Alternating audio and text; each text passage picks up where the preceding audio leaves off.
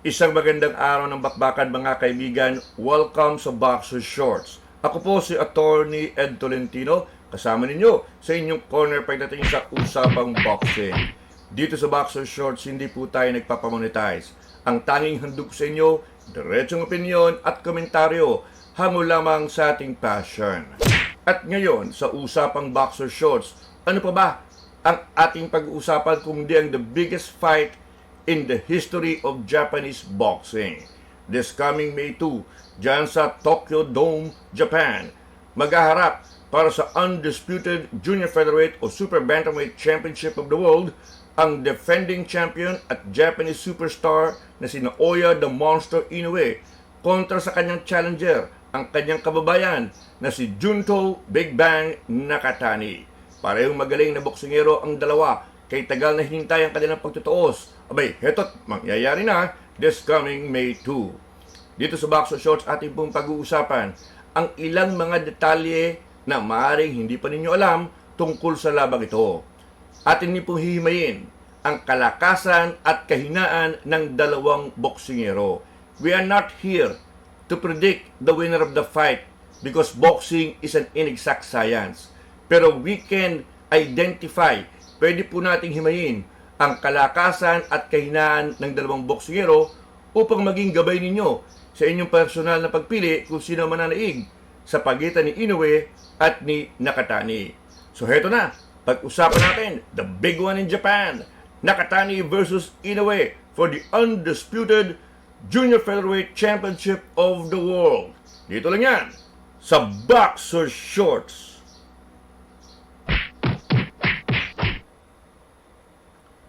At ngayon mga kaibigan, ating pong formal na himayin ang malaking bakbakan na mangyayari this coming May 2 sa Tokyo Dome, Japan. The biggest fight in Japanese boxing history for the undisputed junior featherweight o super bantamweight championship of the world. Tampok ang defending champion Naoya the Monster Inoue ng Japan at ang kanyang challenger, ang fellow Japanese boxer na si Junto Big Bang Nakatani. Disclaimer lang mga kaibigan, kung ang hanap po ninyo ay diretsahang prediksyon, huwag na po kayong manood sa channel nito. Nagsasayang lamang kayo ng oras. Do not bother to comment. Pumunta na lamang kayo sa Quiapo. Hanapin niyo yung may tangan ng baraha at crystal ball. Doon, diretsahang sasabihin sa inyo in 5 minutes or less kung sino mananalo. Kung ang hanap po ninyo naman ay isang analisiya ng kalakasan at kahinaan ng mga boksingero na maaari maging gabay ninyo sa inyong pagpili ng personal kung sino mananalo sa pagitan ni Nakatani at Inoue, then welcome sa ating munting preview ng Nakatani versus Inoue. Pag-usapan po natin ang ilang departamento o categories na very critical sa labang ito. Number 1, ang titulong nakataya, Undisputed Junior Featherweight o Super Bantamweight Championship of the World. Pag sinabi nating undisputed, all 4 belts ay nakataya, WBC, WBA, WBO at IBF. Ang 4 na titulo na yan ay tangan-tangan ni Naoya Inoue. Number 2, critical factor is the timbang. Pag sinabi natin junior featherweight, ang maximum weight limit nito ay 122 pounds. Ibig sabihin, hindi dapat lumampas ng 122 pounds ang timbang ng dalawang boksingero. Si Naoya Inoue ay pamilyar na sa 122 pounds. Nakakamahigit kumulang 8 laban na sa junior featherweight itong si Naoya Inoue. Ito pong si Nakatani, ikalawang laban pa lamang niya ito at 122 pounds. Ang kanyang unang laban as a junior featherweight ay nangyari last December at nahirapan siya sa kanyang Mexicanong katunggali na si Sebastian Hernandez. Magaling po yung Hernandez, napalaban si Nakatani at hindi natin alam kung nahirapan din siya sa pagdagdag ng timbang. So very critical ang factor na ito. Now, number 3, department mga kaibigan, is the records and accomplishments of the boxers. Parehong accomplished na boksingero si Nakatani at si Inoue. Walang talo in 32 fights ang dalawang boksingero. Inoue is a 4-division world champion. Ibig sabihin, nagkampiyon na siya sa 4 na division sa boxing. In fact, undisputed champion pa nga siya sa bantamweight at junior featherweight. Ito namang si Nakatani is champion in 3 weight divisions. Ang kanyang huling hinawakang titulo ay sa bantamweight o 118-pound division. Binitawan niya ito para umakyat dyan sa junior featherweight division. Parehong undefeated at hindi lamang sila the best champions in Japan mga kaibigan. pang worldwide ang kanilang talento because Nakatani and Inoue are recognized by the experts as one of the best pound-for-pound champions in boxing ngayon. So, hindi lang pang Japan ito pang worldwide ang talento ng dalawang boksingero. That's the number 3 category, mga kaibigan. The number 4 is yung physical attributes, yung istruktura ng dalawang boksingero on a physical level. Matangkad si Nakatani at 5'8", mas mahaba po ang kanyang braso o reach, mga kaibigan. So malaking factor ito sapagkat si Inoue ay maliit, around 5'5" lamang po ang taas ni Naoya Inoue. At di lamang yan, at age 28 years old, ay 5 years younger itong si Nakatani kumpara kay Inoue. In fact, mga kaibigan, itong si Inoue at age 33 ay nagsasabi na patapos na ang kanyang karera. And the cracks may be beginning to show sapagkat sa kanyang mga huling laban na knockdown siya ni Luis Neri at ni Ramon Cardenas. So, nandyan ang physical attributes. Yung taas ni Nakatani, yung haba ng kanyang braso, yung kanyang youth o kabataan at age 28, yan po'y pumapabor dito kay Junto Nakatani. Now, let's talk about a very important factor, yung estilo ng dalawang boksingero. Ito pong si Nakatani is more of a boxer-puncher. Pag sinabi natin boxer-puncher, nauna muna yung kanyang pagboxing bago siya talagang humataw. He is more of a boxer. Matangkad, maganda po ang kanyang jab, mga kaibigan. Jumajab ito. Kanan po ang kanyang jab sapagkat kaliwete po itong si Junto Nakatani. He is a southpaw. Ibig sabihin, ang pumipitik ay yung kanan at ang kanyang power punch ay nanggagaling sa kaliwa. And then of course, he follows the southpaw stance based on his leg positioning. Si Inoue, a traditional boxer. Kanan po ang kanyang power punch, kaliwa ang kanyang jab. Although he has shown the ability to switch hit, he can also fight as a southpaw. Itong si Naoya Inoue. Now, very, very important ang styles na ito because sa tingin ng marami, ang best chance ni Nakatani to win this fight is to utilize yung kanyang tangkad at mahabang braso or reach. Kinakailangan jumab ng madami itong si Nakatani para hindi basta-basta makapasok ang pressure fighter na si Inoue. Si Inoue po kasi talagang i-stock ka niyan He'll try to walk you down. Talagang pressure fighter po ito. Pumapasok po itong si Inoue at talagang doon kanya bubugbugin.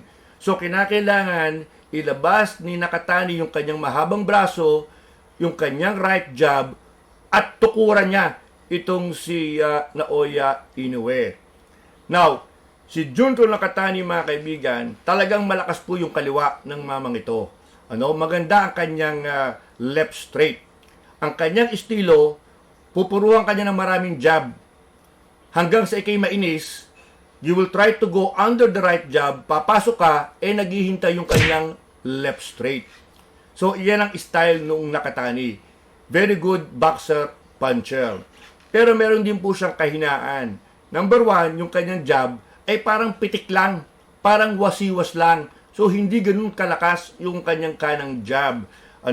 So, it is more of a probing jab lamang, para lamang mainis, para malito, o kumbaga temporarily babulagan yung kalaban para maipasok niya ang kanyang kaliwa.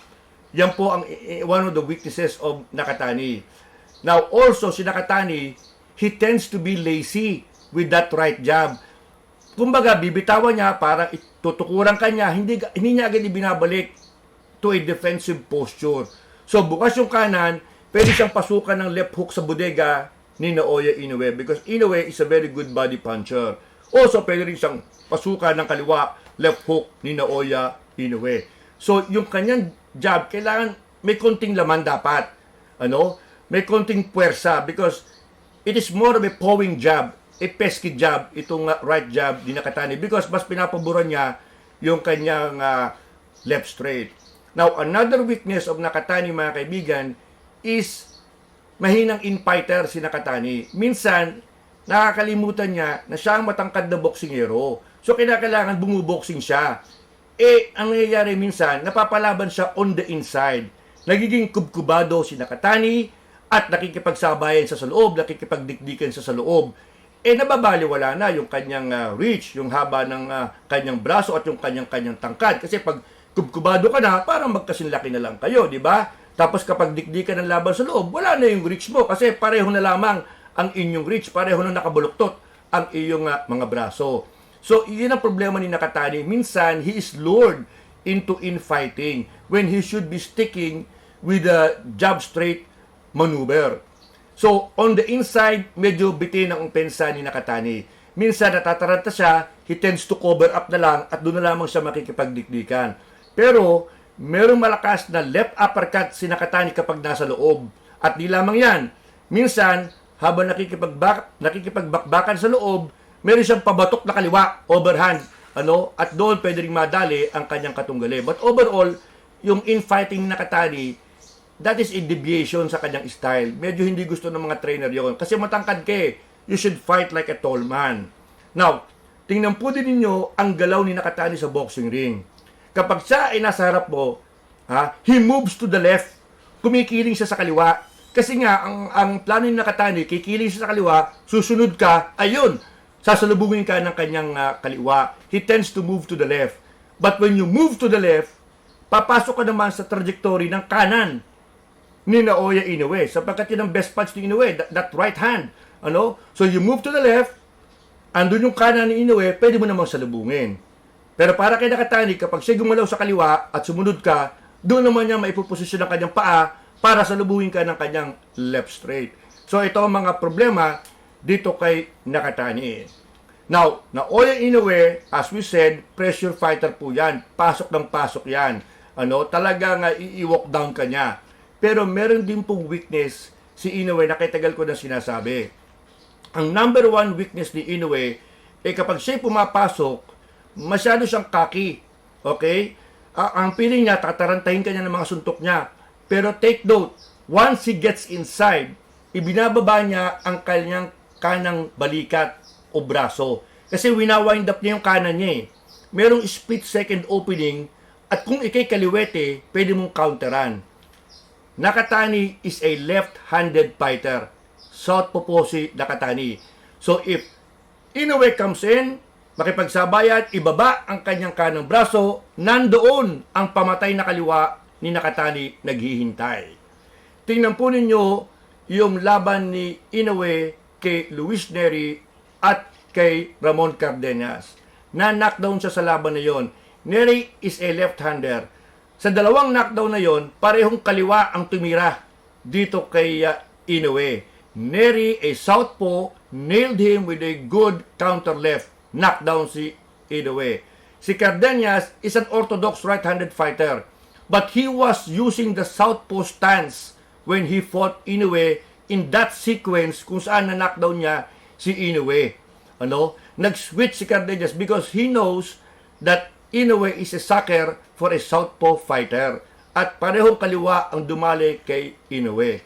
Pero nakita niyo naman yung poise ng mama, yung maturity ng mama. Nung siya'y bumagsak, he took his time, hindi nagmamadali. At nang siya rumesback, ay talagang bugbog naman si Nery at si Cardenas. Hindi pa natin nakikita si Nakatani sa ganung klaseng sitwasyon.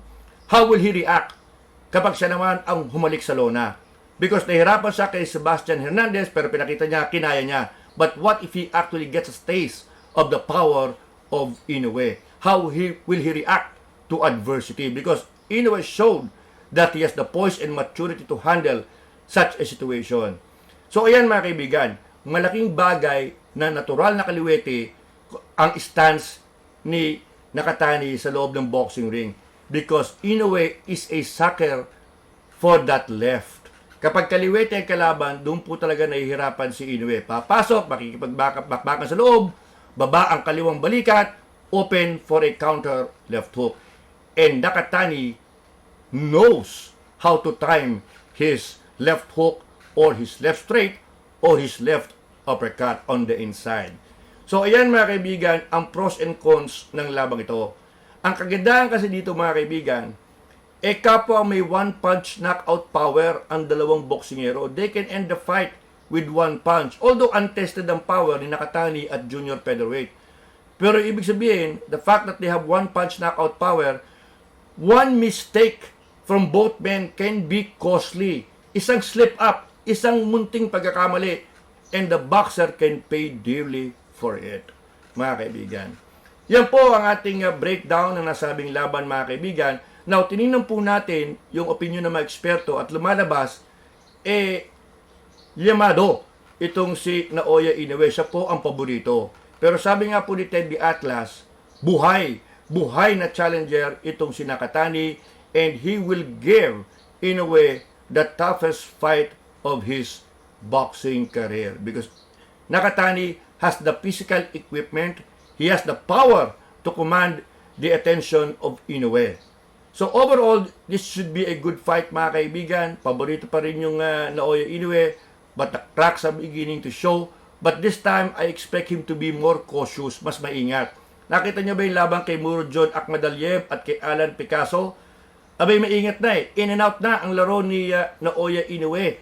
Ang tingin marami kasi, huwag ka masyadong mag-stay on the inside. In and out. At ganyan ang ginawa ni Inoue. Maraming jabs, yung footwork niya maganda, magaling magposisyon ng paa si Inoue to set up his combinations, and the body punches also. He knows how to position his feet. Itong si Nakatani, palibas yung matangkad, minsan pag atras niya, nagkakabuhol-buhol yung kanyang paa. A natural consequence if you're a tall fighter and you're fighting a pressure fighter who is a smaller guy, mga kaibigan. A battle of styles, power, yan po ang nakikita natin dito. Magiging parang chess match ito early on. But one mistake, mga kaibigan, can end this fight. At yan po ang buod ng ating Boxer Shorts for today. If you notice, we just broke down the strengths and weaknesses of the boxers. Kayo na po ang pumili. Kung sa tingin ninyo, yung kahinaan na sinabi ko, kayang-kaya talagang i-exploit ng isang boksingero, then go for that boxer. Pero if it is not enough, then go for the other boxer. Mamili na po kayo base sa ating naging analisiya ng kalakasan at kahinaan ng dalawang boksingero. Bin-breakdown natin ang lahat ng critical na kategorya sa labang ito.